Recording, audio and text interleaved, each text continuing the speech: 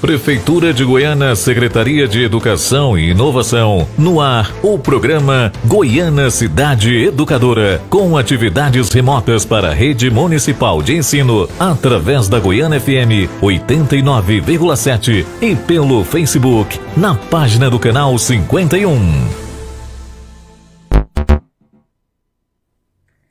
Oi, gente, vamos começar mais uma aulinha hoje. Olha eu aqui novamente para a gente fazer a aulinha juntos. Vamos lá? Hoje, antes de começar a aula, eu tenho uma proposta para vocês. Tá certo? Vamos falar com o Papai do Céu e agradecer as coisas boas que também estão acontecendo. Vamos lá? Oi, Papai do Céu, as aulas já vão começar. Nós queremos que o Senhor venha conosco ficar. Obrigado pela nossa escola, pela nossa casa e pelos nossos coleguinhas. Obrigado pelos meus olhinhos. Obrigado pela minha boquinha. Obrigado pelo meu narizinho. Obrigado pelas minhas orelhinhas. Obrigado pela minha comidinha. Obrigado pelas minhas mãozinhas. Papai do Céu, eu te amo. Amém. Agora vamos começar a nossa aulinha. O tema da aula de hoje será medidas padrão. Mas o que será que é isso? Vocês já ouviram falar nisso?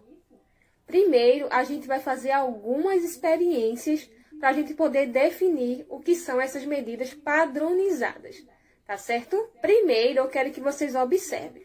Eu tenho aqui uma tesoura e uma canetinha, né? Um hidrocor.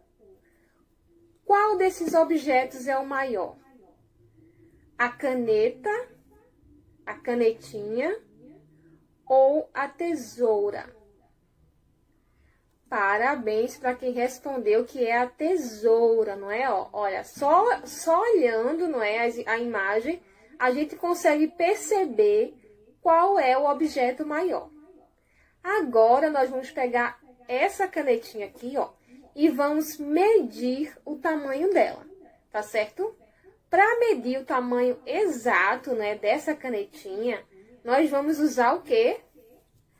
Uma régua. Vamos lá? Na régua, ó, a canetinha tem 12 centímetros. Olha aí, gente, nossa canetinha tem 12 centímetros. Se a gente for medir a canetinha com outro instrumento para medir, ó, a trena, vamos ver quanto é que ela vai medir. Ó. Vamos medir a canetinha. Olha que interessante, gente. Segundo a Trena, não é? A canetinha também tem 12 centímetros. É aqui que eu quero mostrar para vocês qualquer objeto que eu usar de medida padronizada para medir o tamanho dessa canetinha vai ser 12 centímetros. Com a régua, ela terá 12 centímetros. Com a trena, ela terá 12 centímetros. Por isso, é chamado, né, de instrumento de medida padrão. Diferentemente de se eu for medir a canetinha, ó, com meu palmo. Tá certo? Eu não vou ter um número definido, vou só saber que a canetinha é menor do que o meu palmo. Se colocar a mãozinha de vocês, que é menor do que a minha aqui, talvez dê a medida da canetinha certinha. Mas aí não é uma medida padronizada. Não usamos o instrumento de medida, né, para medir a canetinha, tá certo? Agora, vamos ver a medida de capacidade, não é? Primeiro, eu quero que vocês observem. Temos um frasquinho de perfume aqui, não é? E aqui também, ó, uma garrafa de quê, gente? De água sanitária, ó. Onde é que cabe mais líquido aqui? No frasquinho de perfume ou na garrafa de água sanitária? Pelo tamanho, a gente já percebe que aqui na garrafinha de água sanitária cabe mais líquido que aqui no frasquinho de perfume, tá certo? Agora vamos trabalhar, ó, com a garrafa de água sanitária. Segundo a embalagem, ó, a garrafa de água sanitária tem 1 litro, capacidade de 1 litro. Aqui na embalagem cabe 1 litro de água sanitária. Vamos tirar essa medida? Eu trouxe aqui, ó, um copo de liquidificador, ó. Essa linha preta aqui está marcando a quantidade de 1 litro, a capacidade de 1 litro. Vamos ver se o litro de água sanitária que tem aqui vai preencher essa capacidade até a linha preta. Vamos ver. Vamos fazer a experiência. Deixa eu abrir aqui, ó. A garrafa tá cheinha. E agora vamos medir.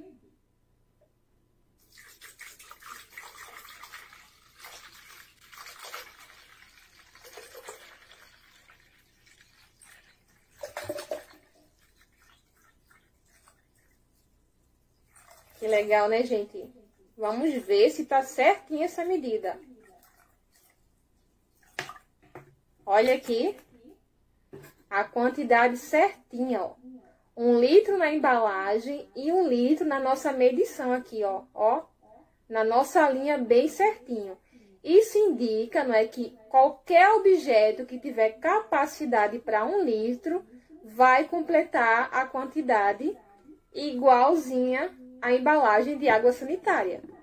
Tá certo? Legal, né, gente? Essa medida aqui é padronizada, tá bom? Porque ela mede a capacidade exata da embalagem, tá certo? E aí, gente, gostaram da experiência? É muito importante a gente perceber essas diferenças entre medidas padronizadas e medidas arbitrárias, que é aquela que a gente sabe mais ou menos quanto é, mas o que vai dar certeza é o instrumento de medição e o instrumento de medição também da capacidade, tá certo? Agora eu vou mostrar para vocês alguns desses instrumentos, os que a gente usou aqui e outros que a gente não conseguiu usar, tá certo? O primeiro instrumento que a gente vai ver é esse aqui, a balança. Vocês conhecem esse instrumento? Eu acho que sim. Tem balança no supermercado, tem balança na padaria, tem balança na farmácia, né, onde a gente se pesa o nosso corpo. Tem balança em vários lugares do comércio. Para que serve a balança? A balança serve para medir o peso das coisas. Por exemplo, tenho aqui essa embalagem de feijão, certo? Na embalagem está escrito que esse pacotinho de feijão pesa 1 quilo. Se eu pesar essa embalagem de feijão na balança da padaria, ela vai pesar 1 quilo. Se eu pesar na balança do supermercado, ela vai pesar 1 quilo. E se eu também levar para pesar na balança da farmácia, ela vai pesar 1 quilo. Por quê? Porque a balança é um instrumento, né, para a gente medir o peso exato das coisas, tá bom? Agora vamos ver a régua. Essa régua escolar que a gente usa na escola, né, para fazer as atividades.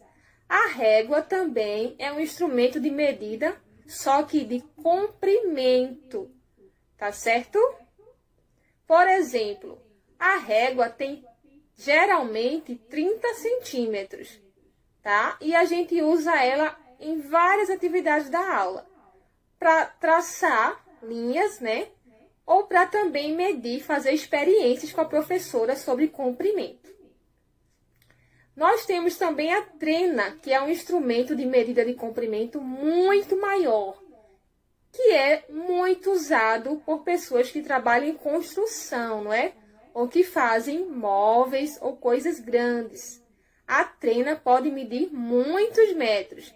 Então, com ela dá para medir uma porta, uma cama, uma mesa, uma parede. É um instrumento de medição de comprimento muito útil. Também temos a fita métrica, muito usada para medir tecidos, não é? A gente vai na loja de tecidos, pede 1 metro de tecido e a moça, né, a vendedora ou o vendedor vai medir esse tecido com a fita métrica e dá para a gente a quantidade de tecido pedida. Tá certo? Gostaram de conhecer esses instrumentos? É muito legal, não é, gente? Que bom, né, que a gente pode contar com eles também para poder medir as coisas, além dos nossos palmos, não é? Dos nossos passos, que também são instrumentos de medidas, mas não são exatos. Ah, sem esquecer, não é? Vocês sabiam que a trena, a fita métrica e a régua também dá para a gente medir o tamanho do nosso corpinho? Sim! Então, gente, vocês gostaram de conhecer esses instrumentos de medidas padrão? Que legal, não é? Eu também gostei muito dessas experiências que a gente fez aqui e eu tenho certeza que vocês vão tentar fazer algumas aí na casa de vocês. Então, a nossa sugestão de atividades é a seguinte. Vamos lá? O que eu quero que vocês façam? Pede ajuda para a mamãe, para o papai ou para o irmão mais velho. Fica em pé na parede, né? E pede para ele marcar o tamanho de vocês com um tracinho. E depois, com a ajuda de um desses instrumentos de medida, que pode ser a régua, pode ser a trena ou pode ser uma fita métrica, se vocês estiverem em casa. Vocês vão medir o tamanho de vocês, não é? E colocar o resultado no grupo da aulinha de vocês, para os coleguinhas verem e a professora também. E também, né, gente, comparar o tamanho de vocês. Quem será o maior coleguinha da sala? Quem será o menor coleguinha da sala? Vamos fazer essa experiência? Caprichem, hein? Eu quero todo mundo participando.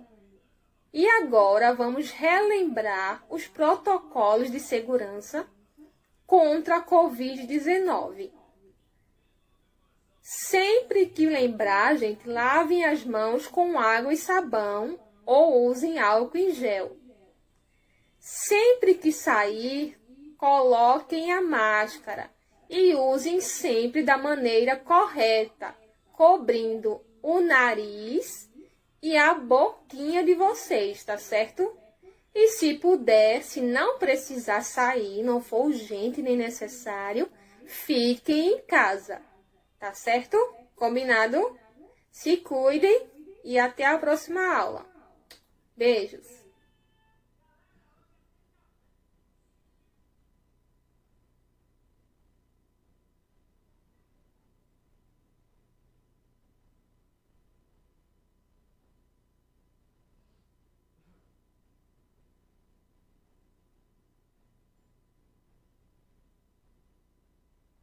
Olá, mais uma vez aqui com vocês. Hoje encerraremos com a turminha do 5º ano.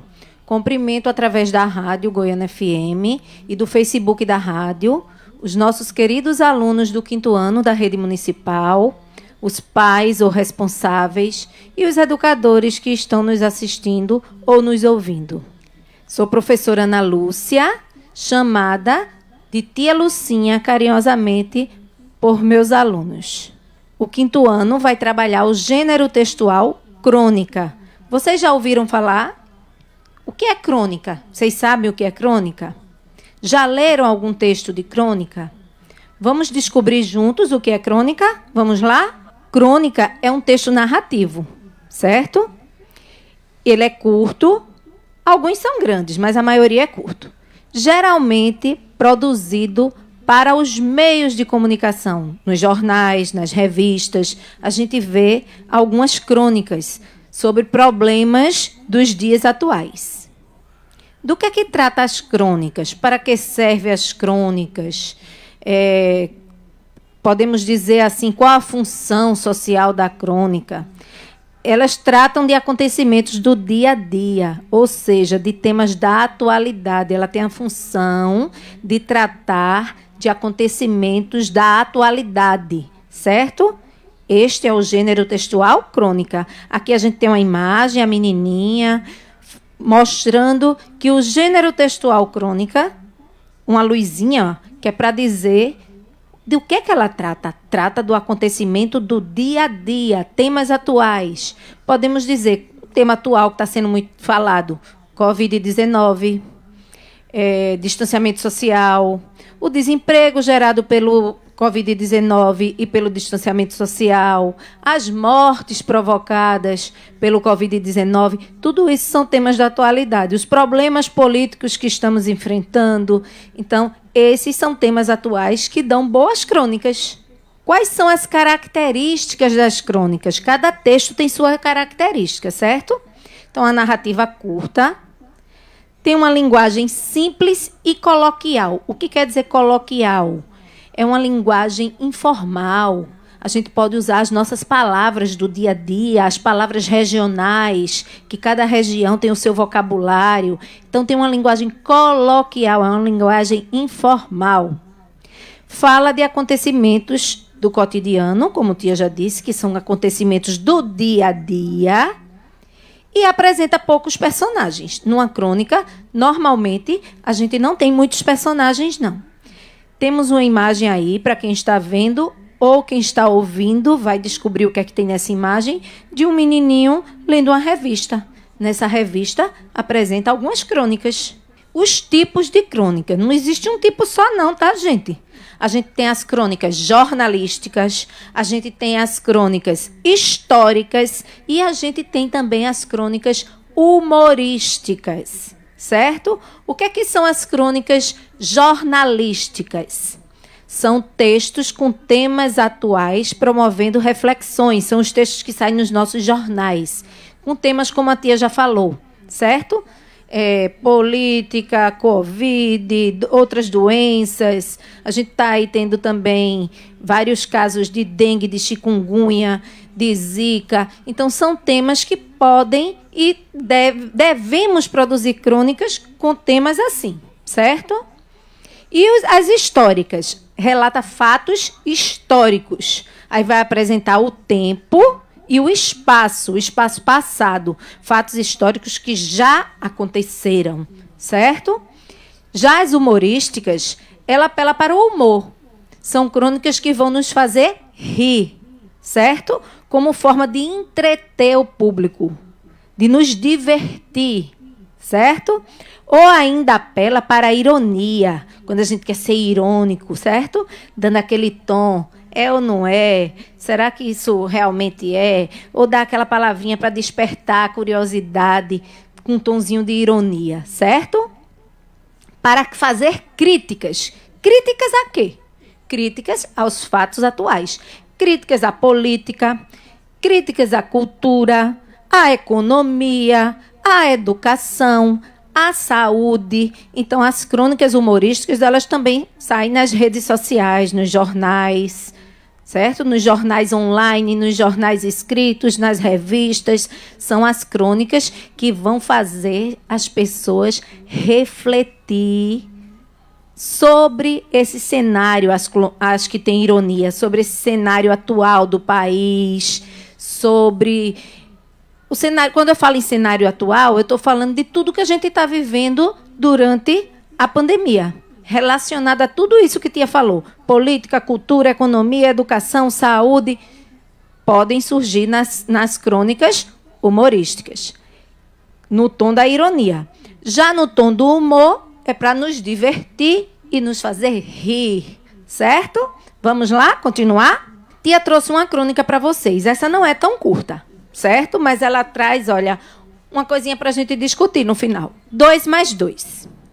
Rodrigo não entendia porque precisava aprender matemática, já que a sua mini calculadora faria todas as contas para ele pelo resto da vida.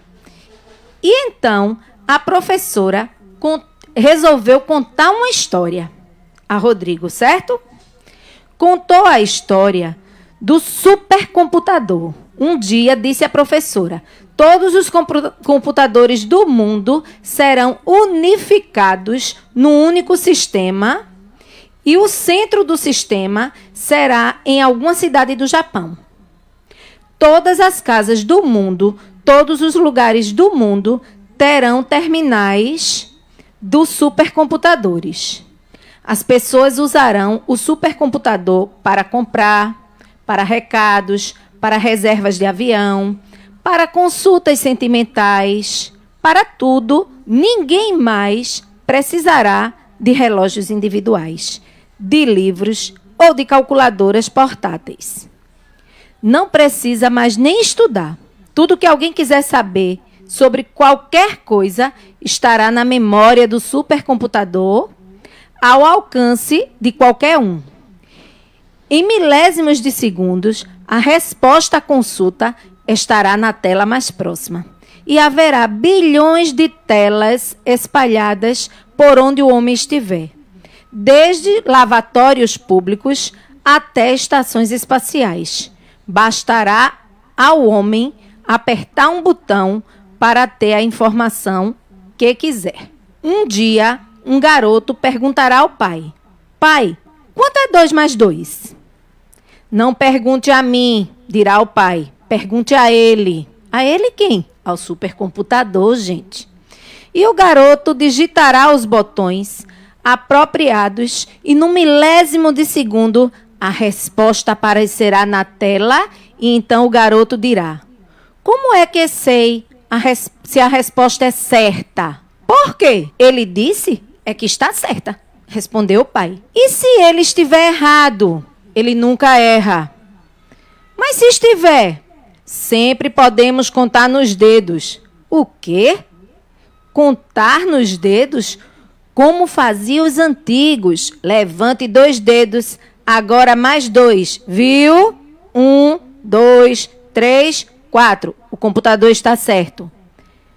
Meu pai, e 362 vezes 17? Não dá para contar nos dedos. A não ser reunindo os dedos de muita gente, usando os dedos das mãos e dos pés. Como saber se a resposta dele está certa?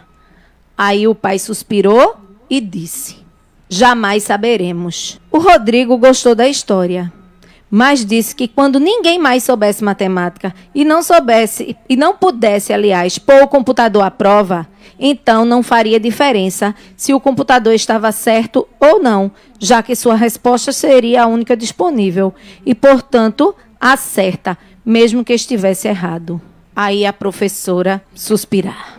Vamos conversar um pouquinho sobre essa crônica. Depois tia vai falar também de algumas características que tem nela. Primeiro, a tecnologia ela falha. Do jeito que o ser humano ela quebra a mão, quebra o pé, a tecnologia falha. Se um dia a tecnologia falhar, porque o texto aí, o papai do menino diz que não vai precisar mais nem... Aliás, o narrador diz que não vai precisar mais nem estudar, porque o supercomputador vai responder tudo. É procurar e o supercomputador vai dizer a resposta. Primeiro, é uma ficção, né? É uma crônica, está nos levando aí a refletir sobre as tecnologias. Mas, se a tecnologia falhar, como é que ele vai ter as respostas para tudo? Não só para matemática, mas para tudo. Então, a educação é a chave do mundo. Nós precisamos estudar, nós precisamos aprender matemática, ciências, português, história, geografia, porque a educação é a chave do sucesso de vocês para o futuro. A gente vai precisar aprender tecnologia, vai usar os recursos tecnológicos? Vai sim. Mas a gente precisa ter a nossa formação. Para a gente aprender a usar os recursos tecnológicos, a gente também precisa estar alfabetizado, saber ler, saber interpretar, saber as operações matemáticas e muito mais. certo? A professora suspirou sem saber o que dizer ao menino. Mas a professora era para ter dito ao menino que ele precisava estudar e aprender a matemática. Os recursos tecnológicos existem para facilitar a nossa vida, mas os nossos conhecimentos, numa prova para um emprego, são testados e a gente não pode usar os recursos tecnológicos no Enem, numa prova de SAEP, numa prova de SAEB, numa prova para um trabalho. A gente não pode usar os recursos tecnológicos. Tem que ser tudo que nós aprendemos, certo? Isso aí é a mensagem que tia deixa para a gente refletir sobre essa crônica. E sobre algumas características. A gente vê que ela é um texto narrativo, tem o diálogo entre o pai e o filho. E todas as vezes que tem o diálogo, tem os 2 pontos, indicando que alguém vai falar, e depois tem o travessão. Veja ali, um dia um garoto perguntará ao pai, 2 pontos. Então, o narrador disse, foi o narrador aí que disse, que o garoto ia perguntar ao pai. 2 pontos. Na outra linha, travessão, quanto é 2 mais 2? Interrogação, porque é uma pergunta. Então, o travessão ali indica a fala das pessoas. Na crônica, pode ser usado o travessão ou pode ser usado a fala dos personagens entre aspas. Aspas são aquelas 2 apóstolozinhos, parece uma vírgulazinha, só que em cima, que fica a palavra ou a frase entre aspas, certo? Então, na crônica, a fala dos personagens poderá estar entre aspas ou poderá estar com travessão, certo? A tia usa mais o travessão, mas a tia está explicando a vocês que a gente pode usar as 2 formas. Vejam bem, outra questão. A crônica, como tia disse, ela é humorística, ela é jornalística, ela é histórica e ela nos leva a uma reflexão. Então, a reflexão que essa crônica nos levou é a questão do recurso tecnológico não poder substituir a nossa aprendizagem. A gente deve aprender também a usar o recurso tecnológico, certo? Mas ela não pode substituir o que nós devemos e podemos aprender. A nossa aprendizagem é a nossa riqueza. Precisamos aprender. E todos os dias nós aprendemos. Todos os dias nós aprendemos. Sejam vocês crianças, sejam os adultos, nós professores, aprendemos com vocês alunos, porque a vida é assim, é uma eterna aprendizagem. E a gente deve querer aprender sempre mais, certo? Então, a professora ali suspirou, mas tia Lucinha não suspirou. Tia Lucinha está dizendo a vocês que o menino, ele precisa descobrir, os meninos da vida de hoje, se colocando no lugar deste menino que ficou inquieto, achando que não precisava aprender matemática porque tinha uma calculadora. E na prova do SAEP vocês vão poder usar a calculadora? E na prova do SAEB vocês vão poder usar a calculadora? E quando vocês ficarem adultos que forem procurar um emprego, vão poder usar a calculadora? Não. Então é por isso que nós precisamos aprender a matemática. Então essa foi a reflexão que essa crônica nos deixou. Vamos passar? Então, o para casa. O para casa é uma proposta de reescrita. É uma proposta de reescrita só do finalzinho do texto, certo? Eu vou desafiar vocês a realmente fazerem esse para casa e enviarem para o WhatsApp da turminha de vocês. A professora vai amar, certo? Reescreva o final da crônica. Desta vez, Rodrigo deverá se convencer da importância de aprendermos a matemática. Combinado? Beijo no coração. Não esqueçam que estamos em pandemia. Precisamos usar a máscara. Olha de tia aqui. Tia tirou porque está gravando a aula para vocês aqui na rádio. Mas só está tia e o rapaz na rádio. Bem distante um do outro. Certo? Então não tem perigo. Precisamos manter o distanciamento social. Usar a máscara quando sairmos de casa. Se alguém em casa estiver doente, também deve usar a máscara. Todo mundo dentro de casa. lavar as mãos com frequência com água e sabão, usar o álcool 70 ou álcool gel 70. E se puder, fique em casa. Certo? Beijo e obrigada pela atenção. Olá, estudantes da Rede Municipal de Goiânia. Espero que vocês estejam bem e se cuidando. Eu sou o professor Ricardo Anderson e a nossa aula de hoje é sobre interpretação de texto com auxílio de material gráfico, propagandas, quadrinhos, fotos, entre outras coisas. Para começar a falar sobre o nosso tema, é importante falarmos um pouco sobre um dos materiais gráficos mais usados para a interpretação de texto, que são as tirinhas ou histórias em quadrinhos. Alguns estudiosos dizem que as histórias em quadrinhos podem ter surgido a partir das pinturas rupestres, aquelas feitas em pedras e nas cavernas, que além de mostrarem o pensamento do homem daquele tempo, possivelmente também servia para contar histórias. Os quadros das igrejas medievais, que mostravam os últimos momentos da vida de Jesus na Terra, também podem ser considerados antepassados das tirinhas. A primeira história em quadrinhos moderna foi criada em 1895, pelo artista americano Richard Outcault e era chamada de Yellow Kid. Ângelo Agostini publicou seu desenho em 30 de janeiro de 1869 no Brasil. As Aventuras de Inhoquim, publicada na revista Vida Fluminense, trazia as experiências de um caipira na cidade grande.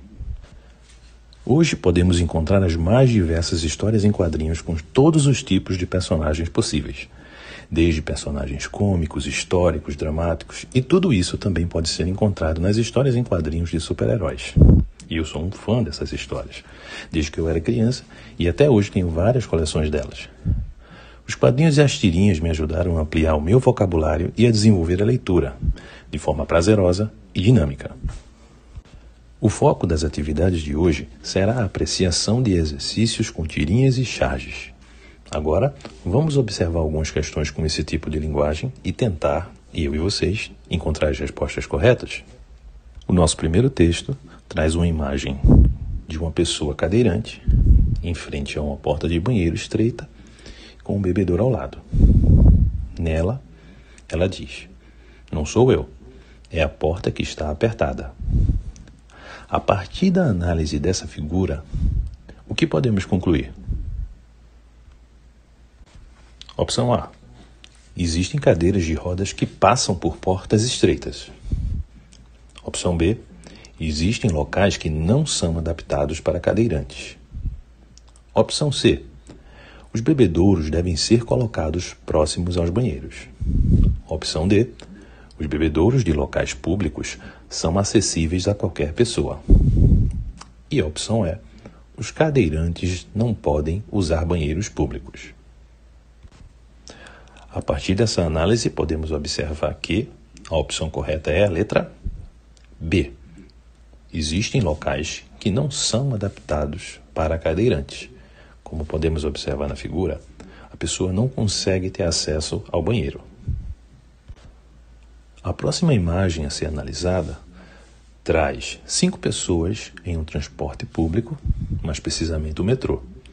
E todas têm um único balão de pensamento que diz: olhe para essas pessoas, robôs sem vida indo para suas rotinas diárias, nunca parando para olhar em sua volta e raciocinar. Sou o único humano consciente em um mundo de ovelhas. De acordo com esse texto, as pessoas estão: letra A, brigando. Letra B, conversando. Letra C, falando. Letra D, gritando. Letra E, pensando. Então, você acha que deu para acertar essa? Bom, tá bem óbvio, né? A resposta para essa questão é a letra E, pensando. O próprio quadrinho, ele traz um balão de pensamento, que já traz uma resposta para essa questão só de olhar para a imagem. A próxima imagem que vamos analisar traz uma rua. Nessa rua, podemos observar em um canteiro um homem carregando uma TV e uma mulher agachada cozinhando. Do seu lado, uma lata, provavelmente com o que ela está cozinhando, e também do outro lado podemos observar algumas sacolas, provavelmente com suas coisas, com seus pertences. Ele diz: comprei uma TV dessas novas, fininhas, de pendurar na parede. Aí ela responde: agora só precisamos da parede. A partir do que a gente viu, podemos dizer que esse texto critica: letra A pobreza. Letra B, o consumismo. Letra C, a política. Letra D, a tecnologia. Letra E, o dinheiro. E a resposta correta é letra B, o consumismo. A próxima leitura que faremos é de uma charge. O título dela diz: exclusão social atinge 28 mil famílias. Nela podemos observar duas pessoas tentando se aquecer num fogo proveniente de materiais de tecnologia. Como podemos observar, há um computador com a CPU, um teclado, um monitor, um mouse que está pegando fogo, e eles dizem: ainda bem que temos a inclusão digital para nos esquentar.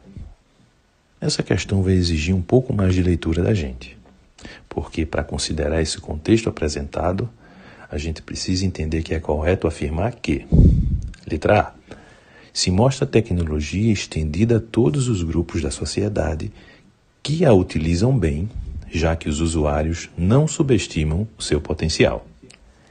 Letra B, se define um avanço tecnológico do país levando em consideração principalmente a política pública para o acesso a esse tipo de bem.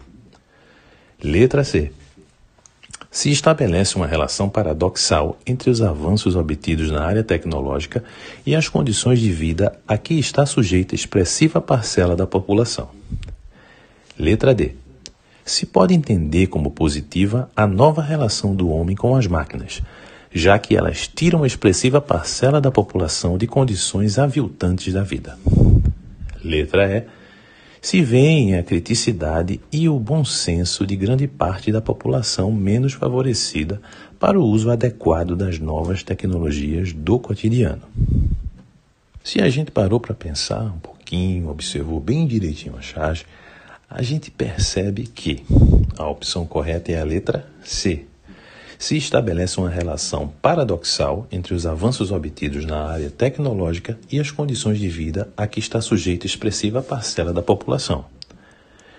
Você deve ter percebido que nessa pandemia a gente precisou estudar à distância. E também podemos observar que algumas pessoas que a gente conhece, elas não têm acesso aos meios necessários para conseguir fazer esse estudo. Isso mostra exatamente o que essa resposta diz para a gente, que essa relação é paradoxal, ou seja, ao mesmo tempo que há muita tecnologia, ainda há muita gente que não tem acesso a essa tecnologia. O nosso próximo texto para análise mostra um esgoto a céu aberto. Nós podemos observar no alto algumas casas, uns prédios, e logo abaixo há dois peixes conversando, olhando para dentro do cano do esgoto. A gente também pode observar ao lado, ao redor desses peixes, pneus, garrafas, poluição. Um deles olha para dentro do cano do esgoto e diz: não vejo luz no fim do túnel. De acordo com esse texto, podemos concluir que, letra A, a água impede a visão no túnel. Letra B, a poluição continuará prejudicando os peixes. Letra C, o cano possui grande extensão. Letra D, os moradores da cidade vivem em área de risco. E letra E, os peixes ficarão cegos devido à poluição. Se nós analisamos com cuidado e usamos também o nosso conhecimento de mundo, ao observar a imagem, a gente consegue descobrir que a opção correta é a letra D. Os moradores da cidade vivem em área de risco. Por que vivem em área de risco? Todo lugar em que existe esgoto a céu aberto traz complicações para a saúde das pessoas que habitam aquela área. Nossa próxima questão traz um texto, que é uma tirinha, uma tirinha da Turma da Mônica, do Maurício de Souza, e nela a gente encontra a Mônica conversando com Cebolinha. No primeiro quadro ela diz: "Puxa, Cebolinha, ficou muito legal esse papel de parede que você colocou no seu quarto." No segundo quadrinho ela fala: "Mas só tá faltando uma coisa para ficar perfeito." Ele pergunta: "O quê?" Ela responde: "É você lembrar onde fica a porta." Se a gente observar o quadrinho, observando direito a tirinha, no terceiro quadrinho, o personagem colou o papel de parede em todos os lugares, então não dá para encontrar a porta. Sendo assim, no último quadrinho, a menina, que é Mônica, ela demonstra estar, letra A, irritada, letra B, insatisfeita, letra C, curiosa, ou letra D, assustada. Quando a gente olha para a cara dela nesse último quadrinho, a gente já consegue, de primeira, descobrir que ela está irritada. Então, a letra correta é a letra A. E a nossa última atividade de hoje também é a análise de uma tirinha que chama-se Márcia Neurótica e há 4 quadrinhos nela. No primeiro quadrinho, a personagem olha para um guarda-roupa que mal consegue se fechar as portas. As portas estão fechadas, mas a gente consegue observar que tem várias peças de roupa saindo pelas aberturas. Ela diz: "Preciso de um guarda-roupas maior."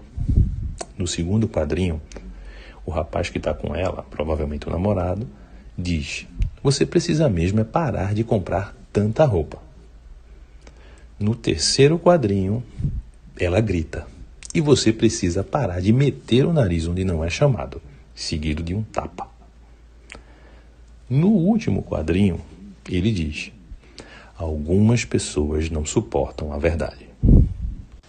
De acordo com a tirinha, a garota se chateou com o namorado porque ele: A. Afirmou que ela precisa deixar de comprar roupas. B. Bateu a porta do quarto com muita força ao sair. C. Desarrumou o guarda-roupas que ela havia arrumado. Ou D. Jogou uma peça de roupa dela no chão. Fazendo a leitura da imagem, da tirinha e do texto que contém nele nos quadrinhos, a gente pode observar que ela irritou-se com ele, a ponto de dar um tapa, porque ele afirmou que ela precisa deixar de comprar roupas. A letra A. Ainda há um outro detalhe nessa última tirinha, que eu esqueci de mencionar, que se trata do tapa, no terceiro quadrinho. Quando ela dá um tapa no namorado, ela também joga no rosto dele uma peça de roupa, que no último quadrinho, quando ele fala "algumas pessoas não suportam a verdade", aparece cobrindo o rosto dele, pendurado no rosto. A leitura é algo que fazemos a todo instante, seja a partir de um livro, de uma imagem, das situações que vivenciamos em nosso cotidiano. É a partir dessas diversas formas de ler que construímos o nosso aprendizado e nos preparamos para a vida. Eu espero que vocês tenham aproveitado a nossa aula de hoje. Até a próxima, pessoal!